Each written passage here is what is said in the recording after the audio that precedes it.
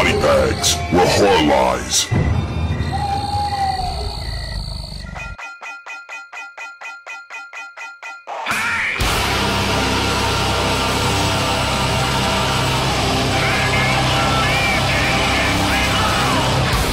Welcome to Body Bags. It's week 83, which is 1970s Horror Week. I'm OUTSIDER365 from my channel, OUTSIDER365. Hello there! And the movie I've picked to review this week is Let Sleeping Corpses Lie from 1974, 1975. I say 1974 because this was released in America in 1974, and then it was released in England and most of the rest of Europe in 1975. It does have a bunch of different titles. It is also known as The Living Dead at the Manchester Morgue. It's also known as this, which I can't pronounce, but you have a shot at it. It's also known as Zombie 3. It's also known as Breakfast with the Dead. It's also known as Don't Open the Window. I've found 19 different fucking also known as titles, and I'm not going to go through them because I'll mispronounce half of them or whatever. I'll just put them in the item description for the fucking hell of it, for shits and giggles. It is a Euro horror. It's meant to be set in Manchester. It's meant to be set in the Lake District or the Peak District, in England. But it is, some of it's filmed around the Peak District. A lot of the interiors are filmed in Rome and Madrid as well. So this is a kind of a Euro horror film, Italian, Spanish kind of English thing going on. It was directed by Georges Gras, or Georges Gras, or Jörg Gras, however it's pronounced. It was directed by that guy. But what's the movie about if you haven't seen it? Well, it's centered around two main characters. You got George and you got Edna. George is this kind of hipsters, 70s, cool leather jacket, motorbike riding, antiques dealer guy, he's gone out of, I think it's meant to be Greater Manchester, for the weekend. He's gone up to visit some friends who have just bought a house. He's going to help them renovate it, fix it up, and all that noise. He stops off to get gas at a gas station where he meets Edna, who drives backwards out of the gas station and totally fucks up his motorbike. Thus, she has to give him a lift to where he's going. Which she does. She's going to see her sister, who's not well. You kind of learn later on her husband or whatever actually has her incarcerated, locked up against her will because she's a junkie. She's a heroin addict and he's trying to get her clean or whatever. So Edna's trying to go up and see her. She's giving George a lift. They get lost. They stop to ask for directions on this piece of land. George goes off with the owner, walking and talking, and he comes across there's this big machine set up in the field that's making this noise. So he's interested to know what it is. And there's these agriculturist guys, or these kind of,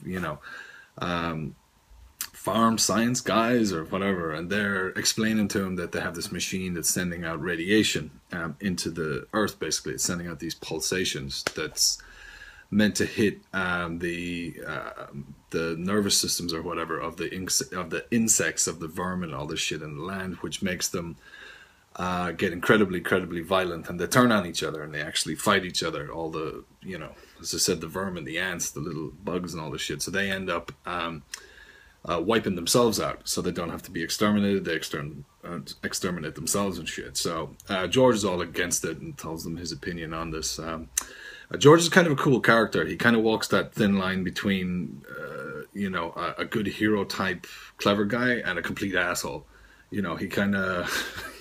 he kind of goes back and forth and stuff, but he definitely doesn't take any shit from anybody. And while he's off doing this, Edna's attacked by this, what we find out is like a zombie, the living dead. And of course, she's the only one that sees him, so nobody believes her, or they kind of do believe her, but not really. And then as they go on, more strange things start happening, more unexplained kind of occurrences, and they get to her sister's house, and, a zombie kind of appears there, and then there is a few deaths, and the police show up, and they immediately suspect Edna and George because they're foreigners, they're from out of town, and the police sergeant and all this, he doesn't like George because he's a hippie, and some of the cops think they're Satanists and all this or whatever. But that's basically it. And George kind of gets together in his head that this machine with the radiation and the pulse and stuff that's attacking the nervous system of the bugs and stuff is also attacking the nervous systems of the dead. So it's bringing the dead back to life because, you know, he seems to think that when people die, their nervous system isn't completely shut down yet, and that these pulsations, this radiation, is actually regenerating the cells and bringing them back to life, even though not bringing them back to life in full functionality, just bringing them back where they can move, they can walk, and attack you, and they're strong and shit.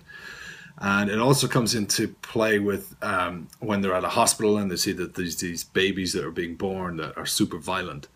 And they have this aggressiveness in them, and they think that because their subconscious isn't fully developed yet, that they might be subjected to these pulsations and stuff like this. So that's kind of the story. If I fucking say any more, I'll just ruin it for people who haven't seen it or who intend on seeing it and stuff. Review-wise, I've always liked this movie, Let Sleeping Corpses Lie.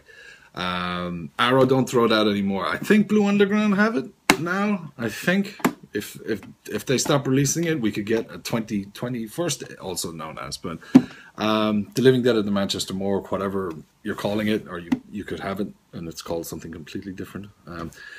I've always liked the movie. I thought it's a really, really good zombie movie. It takes a little while to get going at the start, but once it does, it's got a lot going on to it. You know, like the police are trying to, I wouldn't say frame, but they're trying to hold George and Edna responsible for the deaths that are happening. So they're against them. George is trying to figure out the mystery, or they're trying to figure out what exactly is fucking going on with this machine and the pulsations and the dead coming back to life and all this kind of noise. He's also trying to stop the people who are using the machine and try and get everyone to see sense, and this kind of no one will listen to them, and there's a lot going on. As I said, it's an Italian director. I think there was Spanish effects art, special effects used on this. I think the guy that did the optical or whatever the effects, he worked on Fulci's Zombie as well. I think that's maybe where the Zombie 3 title comes from in the AKAs and stuff. But the music's good, the direction's good, the acting is really good. And all around, this is a fucking fantastic fucking zombie movie. Would recommend it if you haven't seen it.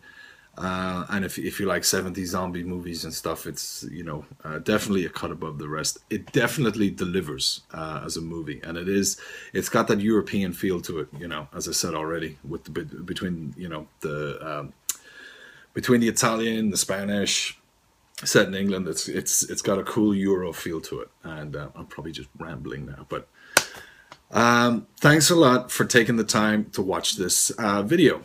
I'm OUTSIDER365. I've been talking about Let Sleeping Corpses Lie. You've been watching the Body Bags channel on 1970s week.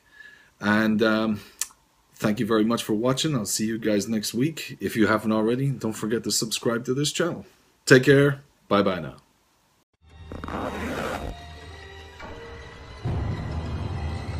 Body bags were horror lies.